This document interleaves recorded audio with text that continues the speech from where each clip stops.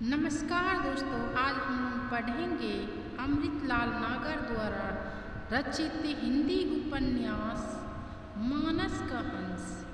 इनका हम लोग समीक्षा जानेंगे, ईस्वी सन जानेंगे और इनका सार जानेंगे, पात्र परिचय जानेंगे। जो भी नए स्टूडेंट हमारे वीडियो को देख रहे हैं उनसे मैं कहना चाहूँगी कि वो इसी प्रकार का वीडियो देखने के लिए इच्छुक है तो आप हमारे चैनल को सब्सक्राइब करें ताकि मेरा नया मानस का हंस उपन्यास वर्ष 1972 ईस्वी में प्रकाशित हुआ है।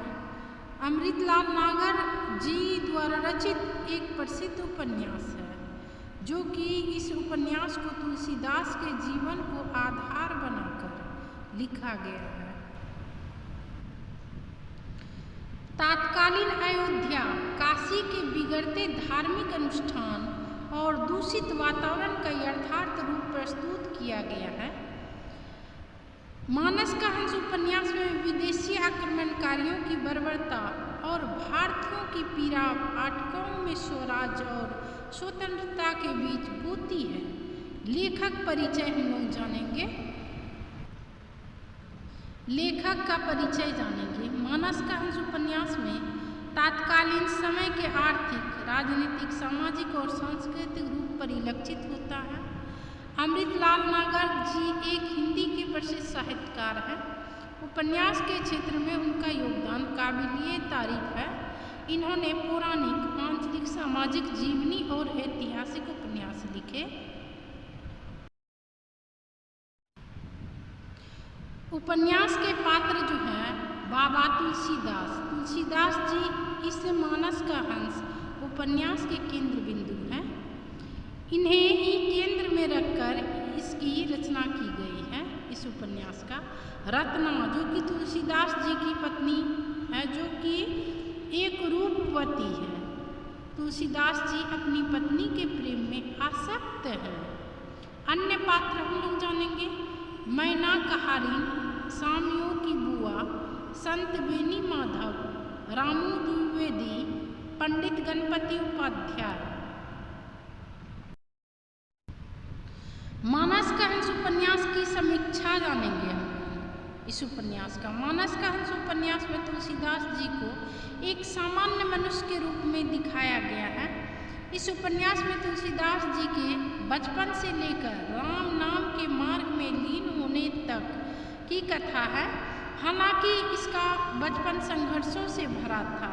इसे हिंदी उपन्यासों की श्रेणी में क्लासिक का दर्जा प्राप्त है। तुलसीदास जी के जन्म से लेकर मृत्यु तक की सारी घटनाओं का सुंदर प्रस्तुतिकरण है। इसमें कुछ काल्पनिक कथाओं का भी समावेश मिलता है। इसे नागर जी ने अपनी लखनवी शैली में लिखा है। कौन सी शैली में? लखनवी शैली में। तुलसीदास जी का जन्म बड़े ही संकटग्रस्त समय में हुआ, जब देश मुगलों के पंजों में फंसा हुआ था। युद्ध की स्थिति थी और सत्ता का परिवर्तन हो रहा था। जन्म के पश्चात माता की मृत्यु और पिता द्वारा न अपनाने के कारण बचपन अभावग्रस्त था। तुलसीदास जी ने बाबा नरहरिदास से दीक्षा प्राप्त की और फिर शेष काशी में प्राप्त की। कौन से बाबा ने दीक्षा दिए थे? नरहरिदास ने। ये बहुत इम्पोर्टेंट है। शेष काशी में वो प्राप्त किए थे दीक्षा।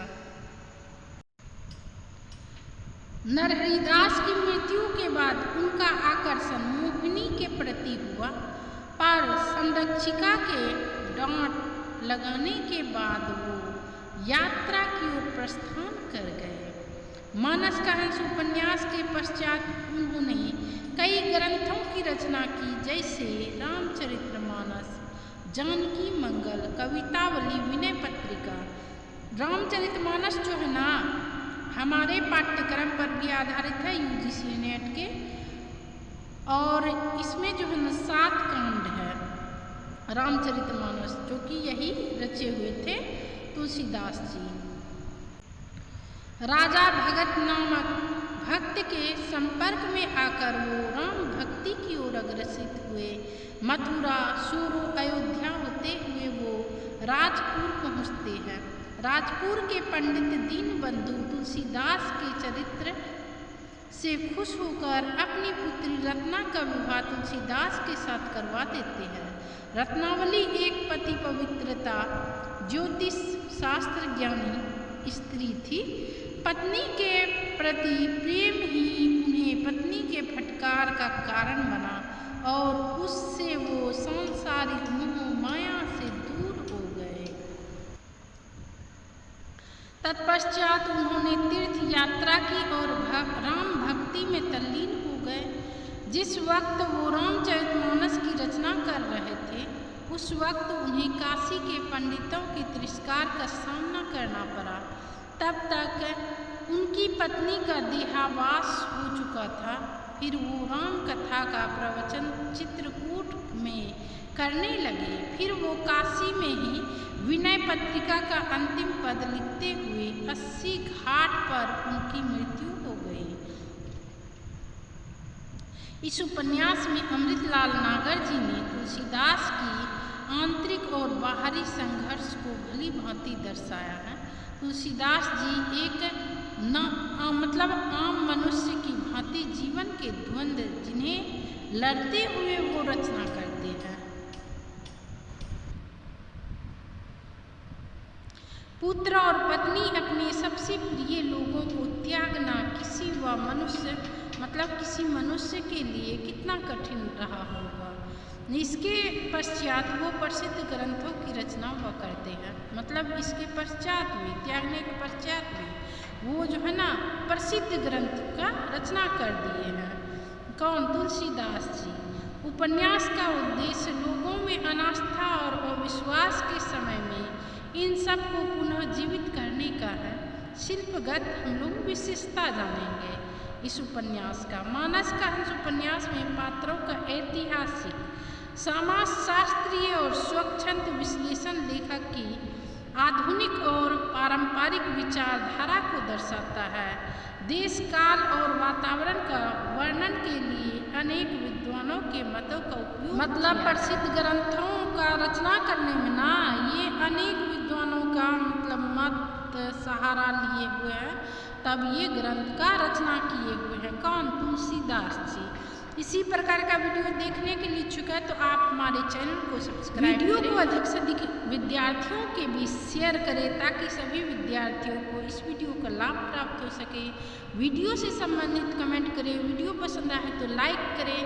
इसी प्रकार का वीडियो देखने के लिए इच्छुक है तो आप हमारे चैनल के प्लेलिस्ट में जाकर हिंदी विषय से संबंधित उपन्यास, नाटक, आत्मकथा, निबंध, कविता सभी देख सकते हैं। सामान्य हिंदी से संबंधित MCQ क्वेश्चन आंसर भी आप लोग हर प्रतियोगिता परीक्षाओं के लिए उपलब्ध है।